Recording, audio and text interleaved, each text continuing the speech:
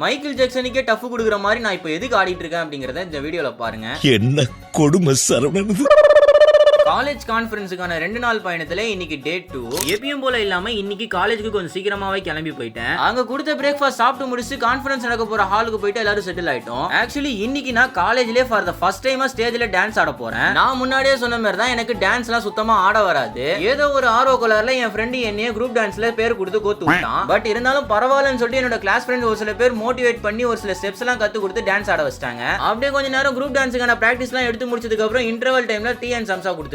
அப்படியே கொஞ்ச நேரம் கான்ஃபரன்ஸ் எல்லாம் அட்டெண்ட் பண்ணி முடிச்சதுக்கு அப்புறம் மதிய சாப்பாடு சாப்பிடுறதுக்கு கிளம்பியாச்சு. மதியம் எல்லாரும் சாப்பிட்டு முடிச்சதுக்கு அப்புறம் குவிஸ் காம்படிஷன் நடந்து முடிஞ்ச உடனே எல்லாரும் கல்ச்சரல்ஸ் ஈவென்ட்டுக்கு போயாச்சு. ஃபுல் அண்ட் ஃபுல் பாத்தீங்கன்னா சோலோ டான்ஸ், அடாப்டிவ், குரூப் டான்ஸ்னு சொல்லிட்டு ஒரு வைபாவே போயிட்டு இருந்துச்சு. ஃபைனலா எங்களோட குரூப் டான்ஸ் வந்துச்சு. எல்லாரும் பக்காவா ஆடி இருந்தாங்க. கல்ச்சரல் ஈவென்ட் முடிஞ்சதுக்கு அப்புறம் எல்லாருக்கும் டீ ஒன்னு கொடுத்திருந்தாங்க. எல்லாம் முடிஞ்சதுக்கு அப்புறம் ஃபைனலா எல்லாருக்கும் பிரைஸ் டிஸ்ட்ரிபியூட் பண்ணி முடிச்சு இந்த கான்ஃபரன்ஸ் டோட்டலா முடிச்சிட்டாங்க.